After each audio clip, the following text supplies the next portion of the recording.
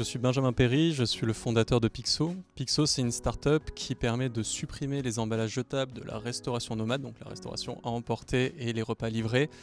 On les remplace par des emballages réutilisables. Donc on crée un circuit qui permet de fournir les emballages, les utiliser et ensuite les récupérer, les nettoyer et les reconditionner.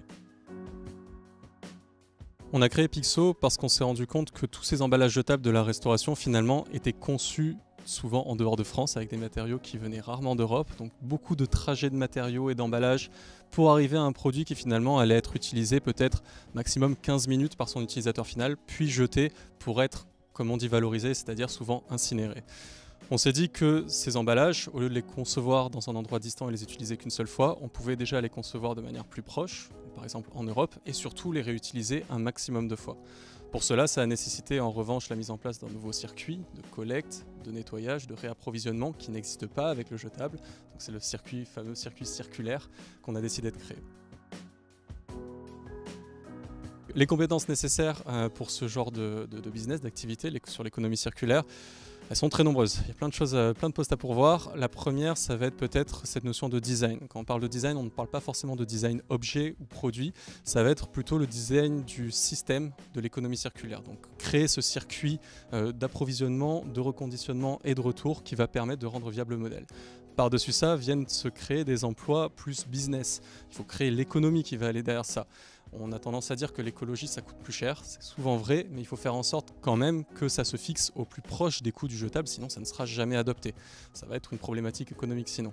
Et enfin, on va avoir cette fois du design produit, étant donné que quand on fait de l'économie circulaire avec des produits qui vont être réutilisés, au lieu de prendre des emballages jetables, dans notre cas, qui vont avoir pour but principalement d'être peu chers à la production parce qu'ils vont être utilisés 15 minutes, là on a intérêt à concevoir des produits qui vont être robustes pour pouvoir encaisser les 200 cycles potentiels qu'ils vont pouvoir faire. Donc il y a cette notion de recréer des produits robustes et tenaces qu'on avait peut-être il y a 50 ans, mais qui peuvent être adaptés donc aux usages d'aujourd'hui et faire partie du cycle de l'économie circulaire.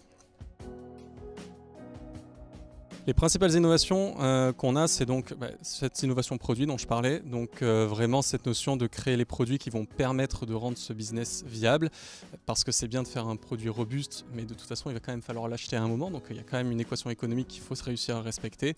Donc c'est plutôt un ratio en quelque sorte de la durabilité d'un produit divisé par son coût de production, plutôt que juste le coût de production comme aujourd'hui. Et ensuite il y a donc le reconditionnement, tous les processus dans notre cas de nettoyage des contenants et le reconditionnement. Le nettoyage, c'est pas quelque chose qui se fait à l'échelle industrielle, c'est pas quelque chose où on a 50 entreprises autour de nous qui sont susceptibles de nous sous-traiter cette compétence de nettoyage. Ça n'existe plus malheureusement, ça existait à l'époque de la consigne, ça n'existe plus aujourd'hui. Donc il y a quand même recréer ce circuit avec donc, ces centres de reconditionnement, ces centres de nettoyage, ces nouvelles activités qui doivent être optimisées d'un point de vue productivité, c'est-à-dire d'un point de vue coût à l'emballage nettoyé pour rendre le business model viable, c'est-à-dire au plus proche du prix du jetable.